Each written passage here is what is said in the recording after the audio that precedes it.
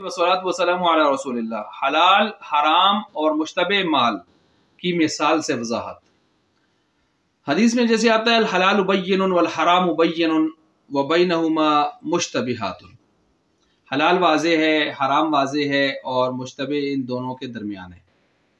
इसको ये सही बुखारी के अंदर रिवायत मौजूद है, सहीह सित्ता में, बाकी किताबों में भी है। इसको यूं समझें जिस तरह एक तहसीलदार है या पटवारी है, वो अगर अपना जायज़ काम करके अपनी ड्यूटी पूरी करके जो तनख्वाह लेता है वो उसके लिए हलाल है, हलाल वाज़े है, हलालु बय्यिनुन। लेकिन अगर वो लोगों से चुकाते करके और तय करके इजाफी रकमें वसूल कर रहा है तो जाहिर बात है क्या है, रिश्वत है। और वल हराम बय्यिनुन, हराम भी वाज़े है। लेकिन बस औक़ात ऐसे होता है कि कोई तहसीलदार साहब या पटवारी साहब बहुत अच्छे होते हैं और कोई इस तरह की चीज़ें वो लेने के मूड में नहीं होते, ना वो शर्तें लगाते हैं इस तरह की चीज़ें, बल्कि इसको नाजायज़ समझते हैं और इस्तिग़फ़ार पढ़ते हैं इस पर। और अचानक से ऐसे होता है कि एक इंतकाल होने के बाद कुछ लोग उसको कुछ रकम दे देते हैं। वो कहते हैं जी पीछे तो एक आदमी था, उसने हमसे इतने इतने लिए थे लाखों रुपए, आपने तो हज़ारों में सैकड़ों में भी नहीं लिए।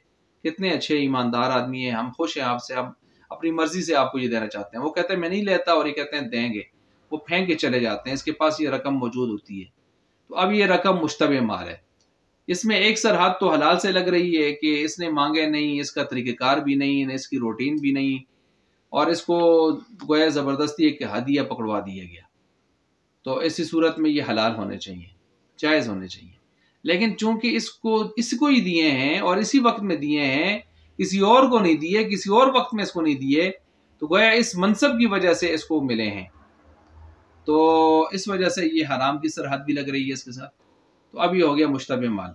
तो इस मुश्तबे माल से भी हदीस में बचने का हुक्म है, क्योंकि मुश्तबे में पढ़ने वाले लोग एक दिन फिर ऐसे भी होता है कि वो हराम के सरहद में भी दाखिल हो जाते हैं। क्योंकि जो जानवर अपने मालिक की चरागाह के किनारों पर ही चरता है और दरमियान में नहीं आता, तो फिर एक दिन वो दूसरे की चरागाह में भी चला जाता है, उसके लिए कोई मसला नहीं होता और नुकसान होता है।